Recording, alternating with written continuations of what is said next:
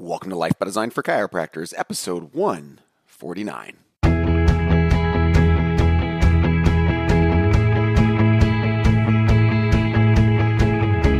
Welcome to Life by Design, the podcast for chiropractors. Here's your host, Dr. Jamie Richards. So, Shawna, welcome to the show. Tell us a bit about yourself and let's dive in. Well, I'm a chiropractor. You probably guessed that.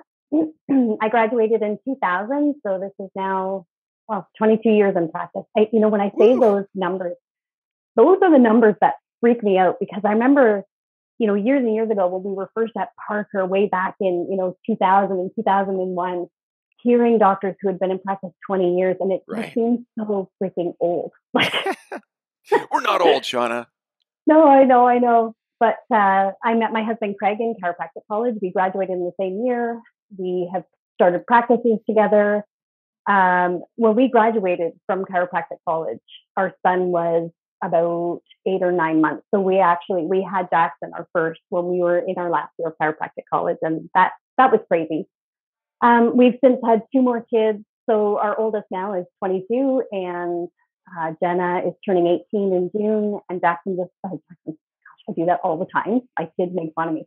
Cole, our youngest, just turned 14. And so, it's like many, many years of craziness. Any of you who are parents and you run your own practice, you know how every different square of your life brings its own awesome things and its own chaos into it. And then the more kind of different aspects you have, the more craziness you have and the more great things you have. And it's always a balancing act. I realized a long time ago that the word balance, we tend to think of it like it's a noun, right? Something you want to achieve. I can't wait till I can get balance, or someday I'm going to have balance. And I realized that balance is it is a verb. It's a minute to minute, always looking at what is the most important thing that needs to happen right now, and how do I kind of make everybody, including myself, happy and joyful and productive and moving forward in joy with some sense of peace amidst the craziness of life. And I've been in and out of just about every kind of practice. My own practice, I've been an associate, I've been a locum doctor, I've had high volume, I've had low volume, I've had some volume. I've had literally I love everything. the practice styles. I didn't know about the some volume practice.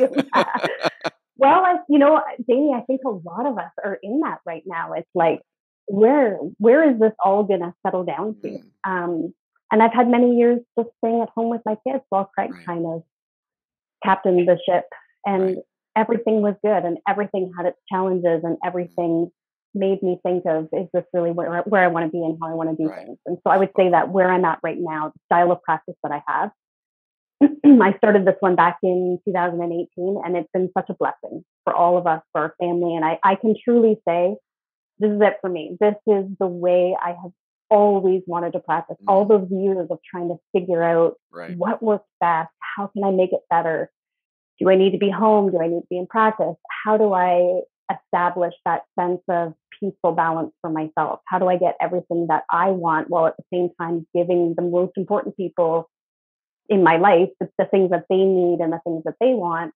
And I feel like the way we do practice now, it is perfect. Love it. So let's talk about it. Let's go back. So you come out of school, you had exposure to lots of great people. You were talking about Parker. I believe you guys were part of CJ Mertz. Like you had lots of exposure. What was the thought process and the vision that originally got you into this? Okay, we need to see like 500 visits a week. Like, what was the mentality there? And then tell me about how that felt when you were in it. Yeah. We were never with CJ Mertz, but no, that's okay. We certainly surrounded ourselves with lots of Mertz people. And I think that the coaches that we had at the time, whether it was CJ, whether it was, the coaches that we had, I honestly think that at that time, everybody was just coaching from the same playbook, right? It was the idea of high volume practice, discount, scholarship, like however you want to call it, right? You can call it discounting or scholarshiping or whatever, but essentially it was different prices for different people or family members coming in, but it was all designed to, how do we keep the most number of people in practice. And if we have to give on pricing, that's totally fine, because really it's all about the volume. Right. So I think that was the only thing I ever heard. It was the only thing I ever really knew. And at the time, I guess it just made sense to me. But what it did, and I didn't know it at the time, I only know it now looking back. What it did was it really devalued what we do, and it devalued the uniqueness that we have as chiropractors. And I have to tell you that it breaks my heart what they are teaching in chiropractic college now. The fact that they have gone so far away from the critical nature of the subluxation, and us positioning ourselves in healthcare as those people who can correct subluxation and then see what the body does on its own. It's heartbreaking that kids are missing out on that now. But sorry, I'm diverging. No, I mean, it's a great point. Yeah. And not all chiropractic colleges are doing that, but too many of them are. There are lots that are. Yes. So I think that was the big thing, was not really valuing each and every adjustment for what it was. And therefore, it seemed okay to put a discounted price. You want a family to come in. I get it. I mean, I'm a family chiropractor. I have a fellowship in pediatric and pregnancy care. When I came out of chiropractic college, 75% of my practice was under the age of 13. So I wanted families. I wanted babies. I wanted people to feel like, okay, I get if you can't afford full price for your family, let's figure out what price is going to work for you, and we'll just get you all adjusted. And there's value in that too. But again, everything comes with a cost, right? Sure. In the end, how do you want this to play out for you? And as business people, I think that's what there was never enough emphasis on, was that first and foremost, we run businesses, because if you can't keep your doors open, it doesn't matter how great a chiropractor you are, you can't provide people with service if you can't keep your doors open. And let me ask you this: what did it cost you? That's what I really want to talk about, because I know you personally, and we work together. What did it cost you to have that kind of practice when you look back at it now? Well, financially, it cost us a lot. Yeah. And again, I don't want to go into the specific numbers. Sure. What about emotionally? What did it cost you? Well, just financially, I just want to say that if you ever wonder if your CA is making more than you are, like, I get that. We have times like that for sure, and especially with both of us, where one doesn't have this awesome job at Google, for I don't know. Right. Google, yeah. Exactly. I some get great company where you're making a salary, right, with great benefits, where you can kind of balance that out. There were both of us, so financially, it had a huge cost to it. Emotionally, like I said, for me personally, there was just a lot of chaos. I think I can't speak to this as a man, but as a woman, right? We are so wired to be connected and be in relationship with people that, for me personally, having that many connections, caring for that many people, it was a huge emotional load. It was exhausting. And on top of that, I didn't like being a high volume practitioner. I just didn't like it. It wasn't for me. When I would get to about, I would say 75, 80 people, I always felt like there was a switch that flipped for me, where I couldn't spend the time that I wanted to be able to spend really connecting with people. If a mom was having trouble latching, I didn't have time to take her upstairs to a nursing room and sit her in a rocking chair and say, okay, do you want to show me? Let me see if I can help.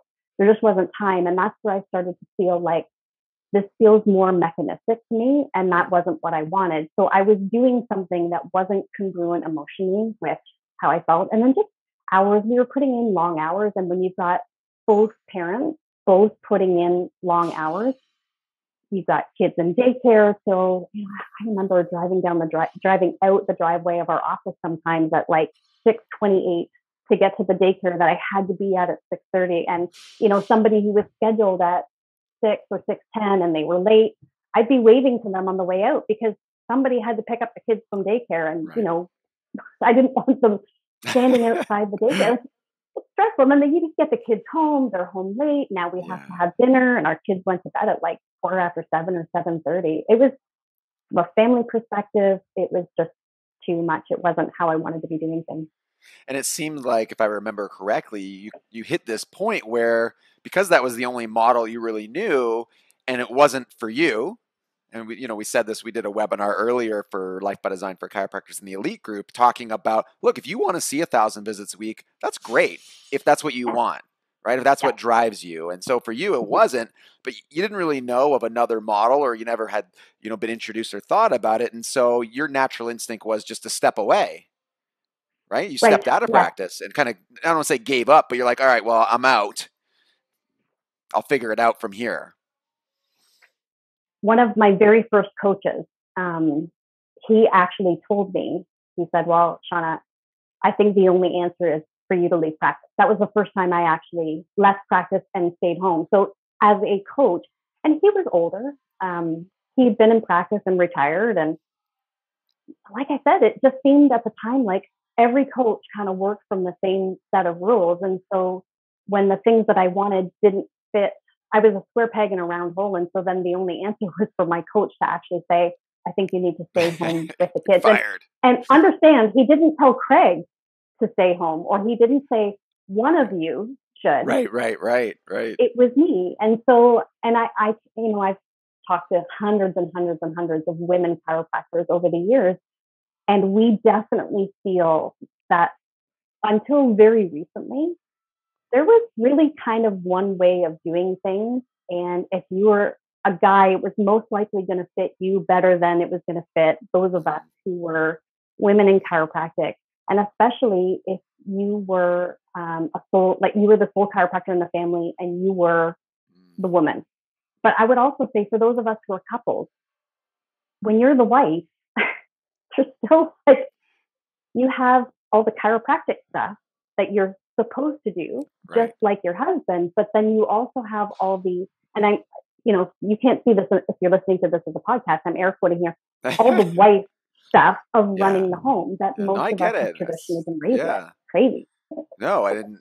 You're right. As a man, it's hard to understand that, right? I mean, I see in my dynamic with my wife, she handles a lot of those things, and to think about having to also handle those, I'm like, wow, okay, well, this is enough as it is, and then add those other things in. So, I mean, it's tough to appreciate, I'm sure, unless you're a female chiropractor, also having those other responsibilities. So kudos in that sense. So let's talk about how you got to where you are. So you took the time off, and at some point in there, you and I met. We started working together with you and Craig, and so on. And somehow you got to this point where you thought, you know what? There's a different way I could try this. What does that look like? Just guide people through your thought process, because I bet there's people thinking, well, that's me. I would like to make this transition.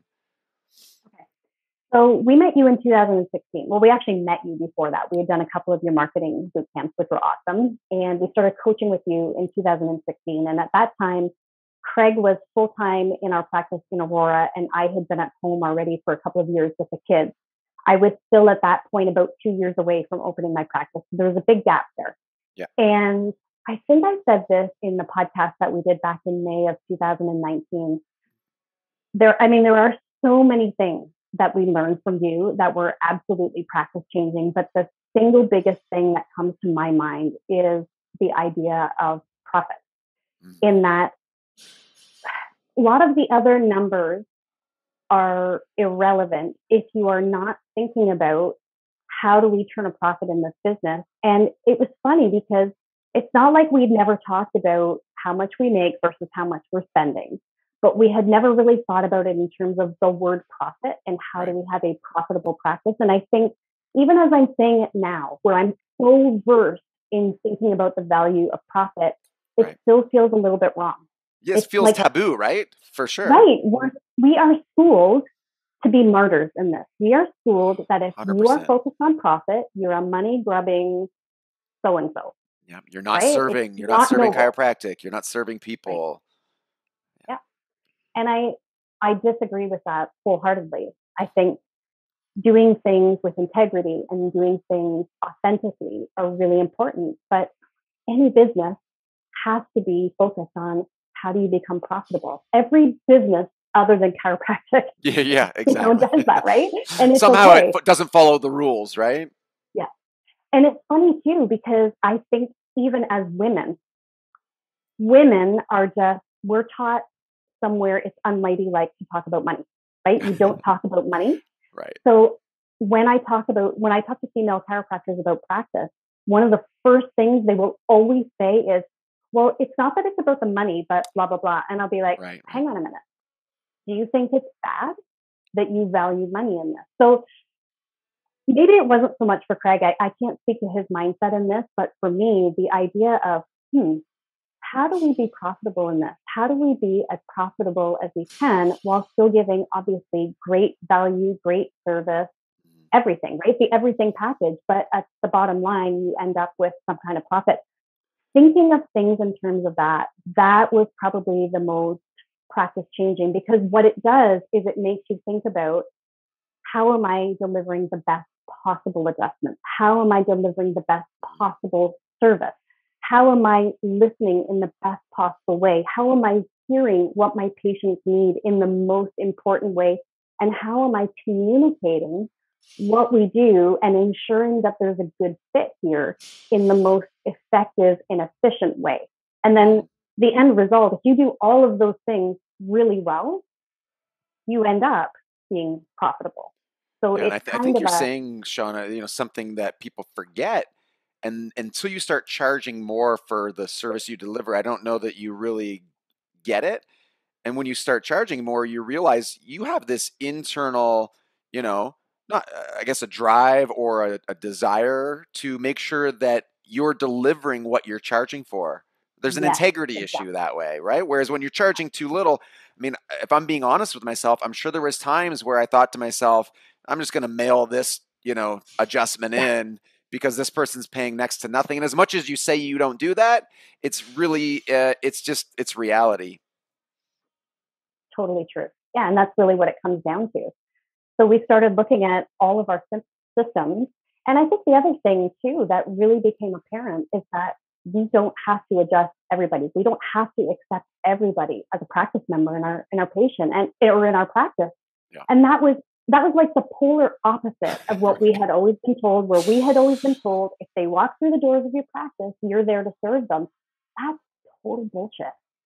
That is not true. And I think that is what becomes so soul sucking for people in practice, is that we end up with all these people in our practice that they are not a good fit for who we are and what we do. And whoever taught us that you have to be everybody's doormat? You Yeah. don't.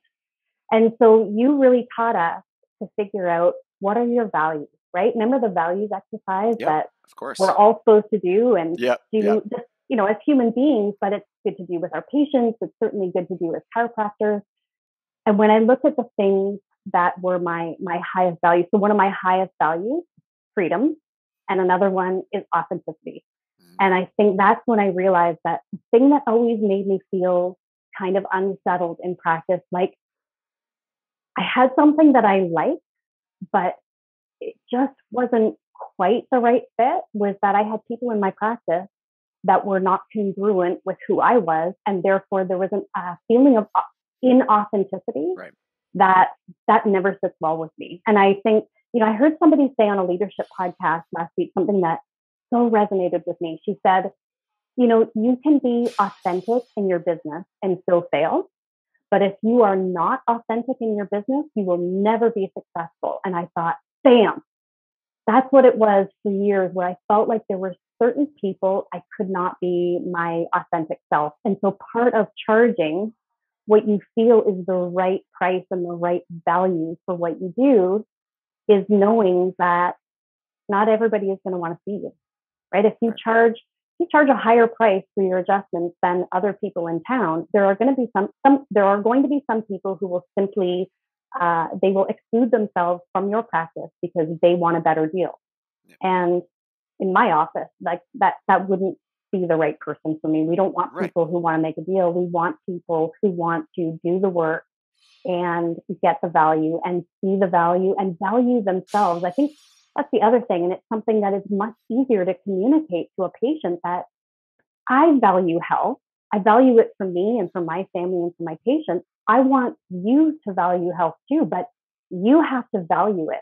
And for the people who can see it's not about the price, it's about what am I getting for this? What is different Yeah. about this office?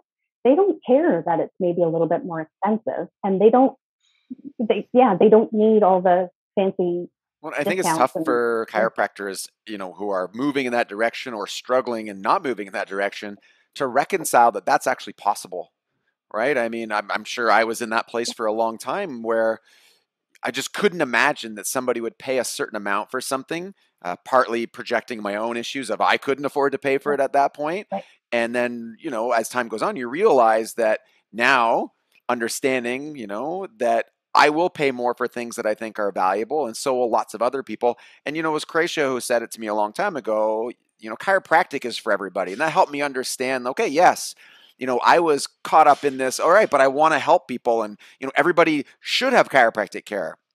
Yes, chiropractic is for everybody. You're not everybody's chiropractor, and that was just right, like, oh, right. If I'm only going to accept, and every practice is different, but let's say I'm going to have 400 patients, or you're going to have a boutique practice and you have 100 patients, whatever number your active patient base is, we think of it like you do now as we want to find the best 100 people or the best 400 yeah, people and accept their cases and work with them forever versus, other people. And there's lots of ways to do that. And financial barriers are one of those ways.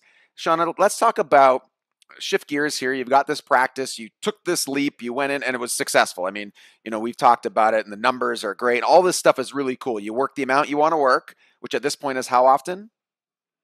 it's 11 patient hours a week, and then probably another 3-4 hours of admin. Right. So 15 hours a week for a practice that's ultra profitable, right? Mm-hmm. And things are going great, and then COVID happens. So let's talk about where, not everything is always great and perfect. You had this great practice, things were just rolling, COVID happened. Tell me what happened there and what the outcome is and where we're going from here.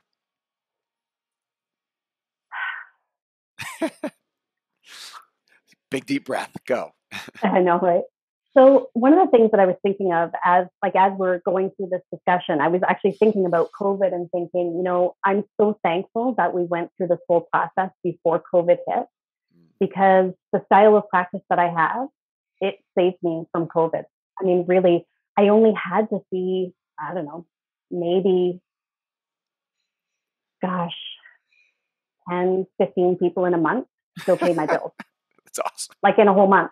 Right, right. Which at the beginning, right? So when we could go back and we were only able to see emergency patients. So as soon as we could go back into practice on an emergency basis, I opened up my doors. Right. And it was, so I changed my shifts around. I only went in 2 hours twice a week and just told people, like, given COVID, we're just compressing things. But yeah, like even the first month, I could certainly pay my business bills. There was no question about, can I pay my overhead? Of course I can. And so I was really, really thankful for that, because I was starting to go down that route of, we should buy a building, we should open up a wellness center here in Port Perry. And then COVID hit, and I was like, oh, I'm so glad we didn't, because we were dealing with all that with the practice in Aurora, right? The staffing and how do we figure out how to social, blah, blah, blah, you know what I'm saying, Exactly, right? exactly. So having this very unique sort of low volume boutique style practice where people were very invested in their identity as part of Elevate Women's Health Center, it was great. The COVID, like everybody, the first couple of months were a blip: April, May, June. But by the end of June, I'm trying to think, it was by June we could start practicing normally again. So April and May, things were definitely less, but I found every week more and more people came in.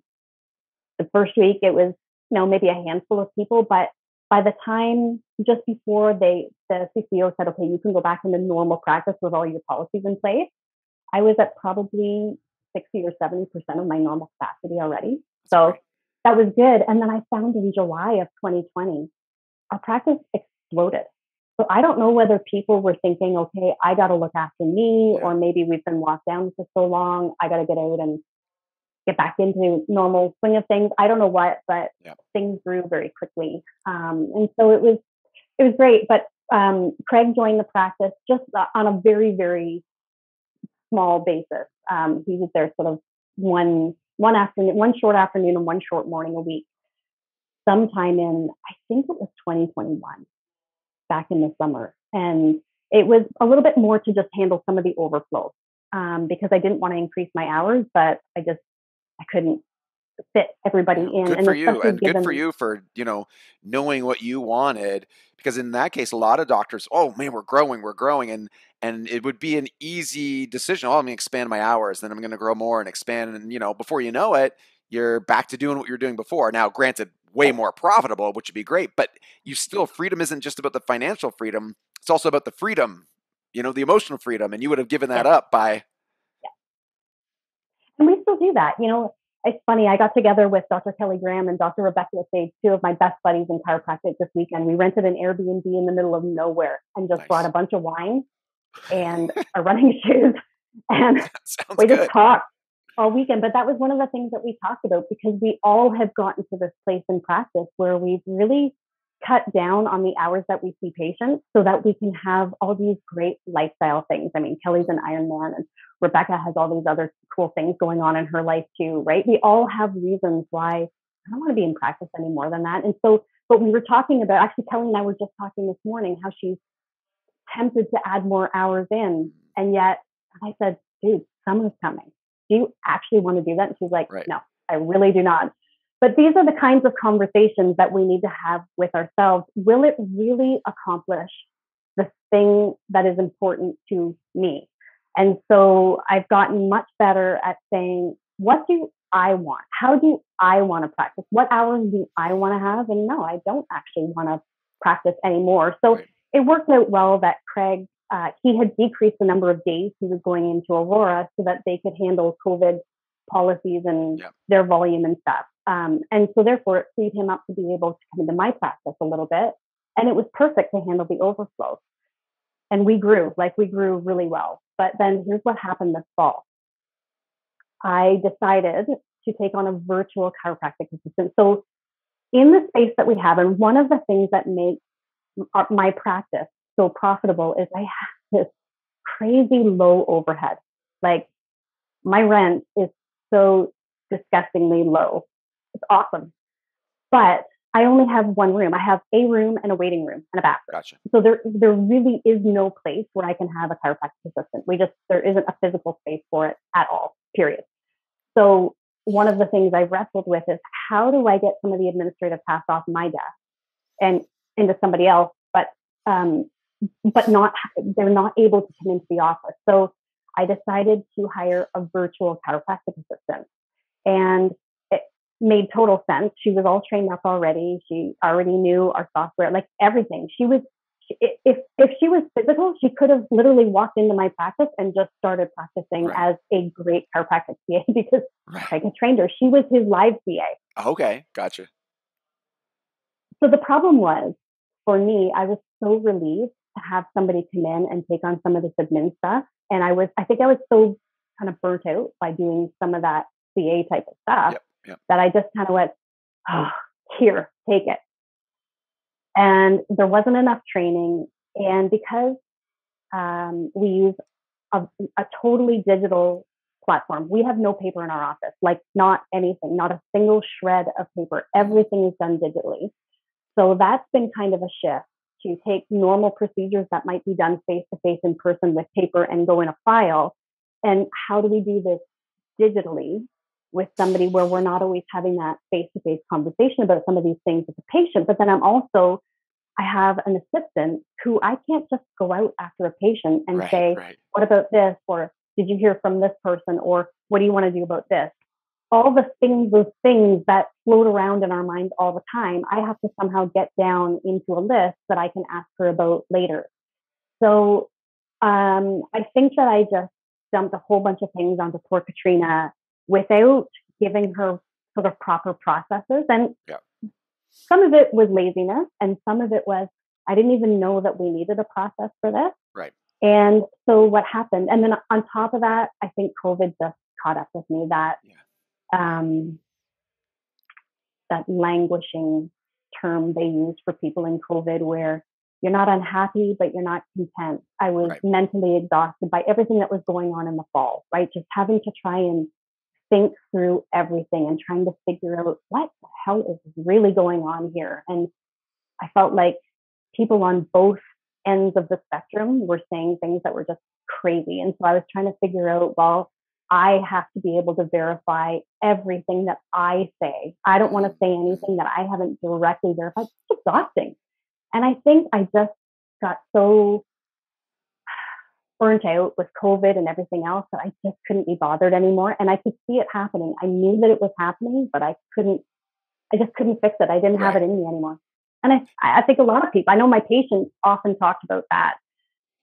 So it caught up with me. And then, of course, January hit, right, with Omicron. And oh my gosh, I'd have however many patients on the book for a week, and half of them would cancel because they either had COVID, had been in contact with somebody with COVID, or they were in the midst of getting tested for COVID. Like that month was crazy. So numbers wise, I had no idea, okay, are our numbers low because of COVID, or are they low because fall was slower than I had expected it to be? Yeah.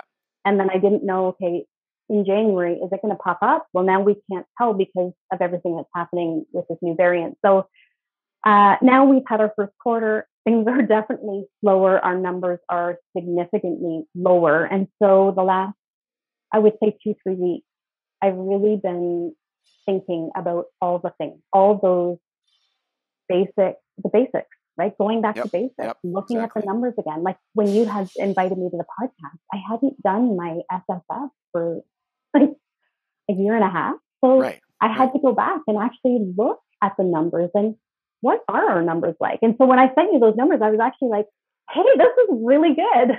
But then I sent you a text a few days ago and just said, looking at first quarter of this year and looking at the last little bit of last year, I just want to be really transparent that things have gone down. Things are slower. Processes have not been put in place. That things have been dropped that shouldn't have been dropped.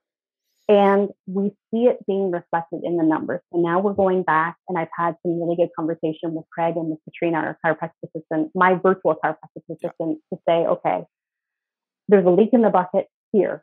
How should we fix this? There's a leak in the bucket here. How can we fix this? It's all been about where are they going? Why are they leaving? What's our part in it? And then how do we create a loop that always has accountability, right? Always, always, always. We're never going to lose track of people. We will always be able to find out, are you in or are you out? But we're never going to look back at a list of names and go, holy smokes. Remember that person? I don't even remember them. I don't even remember when they left or why. We just lost track of them. Well, I think there's a lot of really important things here. And then I'm going to transition to the final part where I just want you to share with docs who are thinking, I could do this. Could I not do this? What your final parting words are. I do want to mention through all the challenges in the last little bit, I don't think you're alone in that. I think that's lots of practices. One, kudos that you're aware. That's great. And this is also where statistics and a consistent auditing of your practice is really important because you can catch those things long before they happen, just like with our health, same type of thing. Test, don't guess.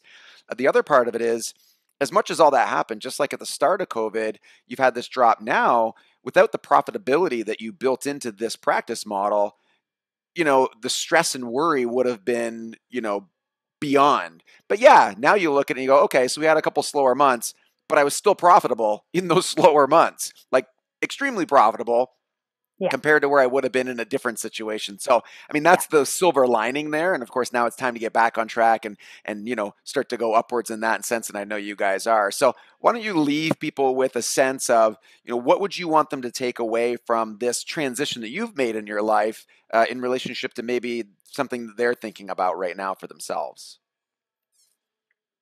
Well, I think the biggest thing is to always be asking yourself, what do you really want?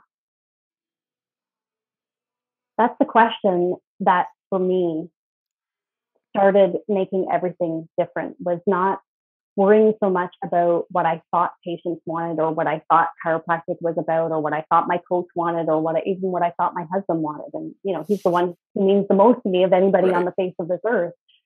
But it really begins with what do I want? Because in the end, I'm the one who has to sleep inside my own skin at night. And I never want to go to sleep feeling like I haven't at least tried to be my best every single day.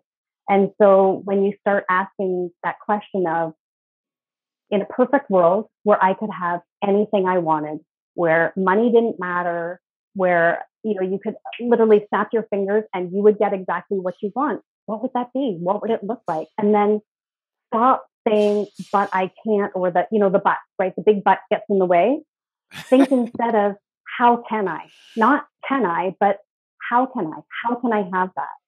And when you start thinking in terms of expansion as opposed to resistance, that's when the answers begin to come. And then, just taking quiet time, going for walks, praying about it, meditating, whatever your thing is, but literally shutting down everything, especially your phone, and just giving yourself time to think about it and really sort of imagine what would be the greatest life for me. And then not being afraid to start figuring out, how do I go about getting that?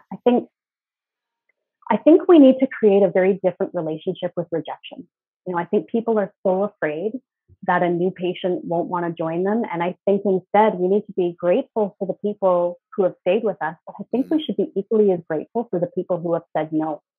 Yeah. Because it just leaves a space for the right people to come in. So it's funny, when a child is learning to walk and they fall down, they don't get berated. They don't feel awful that they didn't do it, right? They just naturally just get back up and start trying. But somewhere, I don't know what age it starts, kids start to have a fear of failure. And I see it in my own kids. And the reality is you're going to learn way more from the things that you do wrong than that you ever do right. So don't be afraid of trying something that is congruent with your values and not hitting the nail on the head the first time. Then you pivot, right? You just reevaluate. And again, that's where you're saying numbers. Numbers really help looking at, is this working? But also asking yourself, does it feel right to me? Do I feel good doing this? Yeah. And if it's not, you pivot, you tweak it, you figure out, how can I do it another way? And if it is right, you keep it, and then you just keep going on. That's it. And I just want to say, and Dana commented in the group when I posted that you were going to be streaming in live, just, the quality of person and doctor and mom and wife and all these things that you are and, identify as. And I just reinforce that, you're such a great person. And I think that's something that's so valuable in our profession, is just focusing on yourself and, being self-interested in you having a great life and you being happy. And it just makes your life so much better. It makes the lives of the people around you, your patients, your husband, your kids, so much better. And it's been really fun to watch you go through this, growth over the last, I guess, 7 or 8 years since we've known each other. You were already a formidable force when I met you, and just to see you, I just feel like you've taken this idea and just completely ran with it to the point where, I can see the happiness in you when you talk about your practice compared to where we were, at one point. And so it's really just such a joy, for me to see that in you. And I know for other people listening, it's something that is possible for them. And that's one of the main reasons why I wanted to have you on today, Shawna. I think that we, the idea of doing things for ourselves, again, gets a bad rap, right? It sounds selfish or whatever, but you cannot serve with love if you are not filled with it. First of all, you have to fill your own cup before you can spill that over and give joy to other people. So I really think that just spending that time and figuring out how to make yourself happy in all the areas of your life, all the things that we talk about in practice, we should be doing in all the other areas, as a parent, 100%. As a married person, whatever, as a son, as a daughter, as a sister, as a friend, all of those things. What makes me happy? What's congruent for me? And then how do I share that in all the relationships of my life? So practice has never, ever been more fun. Okay, well, COVID honestly is taking away a little bit of the fun right now, if we're being honest. But in general, I would say practice has never been as fun. And I really have you and all the Life by Design team to really thank for that. And I know Craig would say the same thing if he was here, but he's working right now here at home, hanging out with the dog. Well, we appreciate you saying that. And you guys are, great community members. It's been great to work with you, and we look forward to more. And thank you for joining us on today's show, Life by Design for Chiropractors, the voice of reason in chiropractic.